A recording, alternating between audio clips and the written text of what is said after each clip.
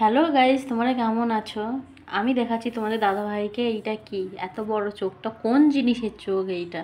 তোমাদের দাদাভাই তো বুঝতে পারলো না চোখের কথা। আমি বললাম এটা হাঁসের মাংস। অনেক দিন থেকে হাঁসের মাংস খাবার ইচ্ছা হয়েছিল, তার জন্য হাঁসের মাংস নিয়ে এসে চোখটা দেখাচ্ছে, নিয়ে খেলা করছিলাম। তারপরে মাংসের একটু নাড়াচাড়া করছি, কত মাংস খেতেও ইচ্ছে করছিল, আর লোম এত ভর্তি ওর মধ্যে। আমি বুঝতে পারিনি যে এত লোম থাকবে, তার মধ্যে আবার পুড়িয়ে দিয়েছে। পুরো মাংস হচ্ছে কি ভালো করে পরিষ্কার করছি, তোমাদের দাদাভাই বলছে কি তাড়াতাড়ি করো তাড়াতাড়ি করো। কোনো জিনিস যদি পরিষ্কার করা হয় তাড়াতাড়ি করা যায় বলো? দেখো কত লোম। লোম দেখতে দেখতে আমার তো পুরো চোখই ব্যথা হয়ে গেল। তারপরে হচ্ছে কচকচিগুলোকে আলাদা করছে, ওগুলোকে ভালো করে ধুতে হবে না, তার জন্য আলাদা করে রেখে দিচ্ছি। আর কি বলবো, এত সর্দি হয়েছে, সেটা তোমার দাদাভাইকে বলছি যে সর্দির একটু ওষুধ মষুধ নিয়ে আসবে, খাবো। তার মধ্যে হাঁসের মাংস খাবো কেমন করে, সেনি তো যাবে না, নাক চেপে গেছে। এটাই আমি দাদাভাইকে বলছি, ঠিক আছে? তারপরে আমি ধোয়ার পরে আমার একটু সর্দি বেরিয়ে গেছিলো, ঠান্ডা লেগে গেছে, তা কী করবো। তার মধ্যে পরিষ্কার করছি করছি করতে করতে আমার এত একটা হাসির কথা মনে পড়েছে যে এই হাঁসের মাংসটাও হলুদ, আমার নাইটিটাও হলুদ।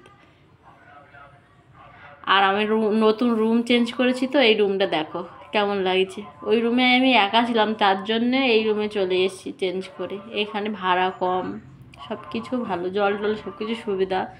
বাসন মাজা যায়, সেটাও সুবিধা, বাইরে মাজতে হয় না। আর কোম্পানিতে আজকে কাজ ছিল, কন্ট্রাক্টর ফোন করছিল, তার জন্যে কোম্পানিতে যাইনি। ওই কাজ হচ্ছিল, আমি বলছি এটাই যে কাজ হচ্ছে, আমি কাজে যাব কেন? আমি তো হাঁসের মাংস খাবো, অনেক দিন থেকে খাবো খাবো বলছিলাম, তার জন্য হাঁসের মাংস নিয়ে এসেছি, হাঁসের মাংস খাবো। কি সুন্দর লাগে খেতে, কি বলবো। তারপরে পেছনে দেখতে পাচ্ছ ধনে পাতা নিয়ে এসছে, ময়দা নিয়ে এসছে, আর হাঁস মুরগি খেতে খেতে আমি পুরো মোটা হয়ে গেছি।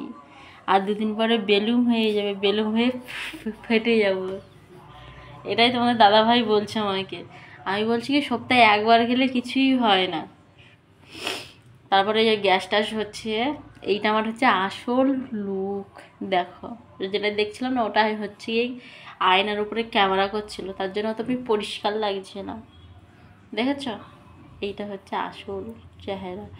ওইটাই, এতে বেঁচে বাঁচতে বাঁচতে এতে পাচ্ছি না। এবার একটা ঝুড়ি নিয়ে নেবো, ঝুড়ি নিয়ে ঝুড়ির মধ্যে এবার ঢেলে পরিষ্কার করব, তাহলে একটু ভালো লাগবে। জলের মধ্যে আর হচ্ছে না আমার।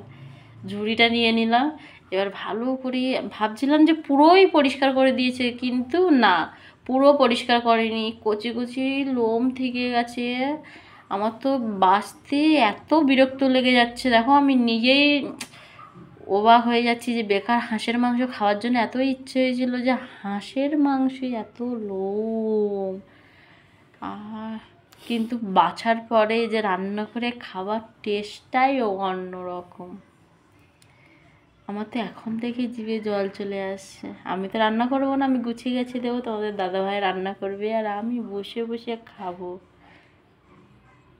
আমার এখনও অনেক কাজ রয়েছে, সেটাই আমি ভাবছি। একটা একটা করে ছাড়াচ্ছি, আর ভাবছি ধনেপাতা কাটতে হবে, দুটো আলু কাটতে হবে। বাইরে আবার কে এসছে তাই দেখছিলাম, বাইরে কেউ আসেনি। আর আমরা একটু ঘুরতে যাওয়ার প্ল্যান রয়েছে, একটু সেটা আলোচনা করছি যে আজকে ছুটির দিন রয়েছে, ঘুরতে ঘুরতে যাবো। আমার দাদাভাই বলছে কি ঘুরতে তো যাব, কিন্তু গাড়িতে তেল নেই। সেটাই বলছে গাড়িতে তেল ভরে নিয়ে আসো, তেল না ভরলে যাবে কি করে গাড়ি। আর কি বিরক্ত হচ্ছি, মাংসটা মনে করছি কেন নিয়ে এসছে, ছাড়াচ্ছি যেন আমারই বিরক্ত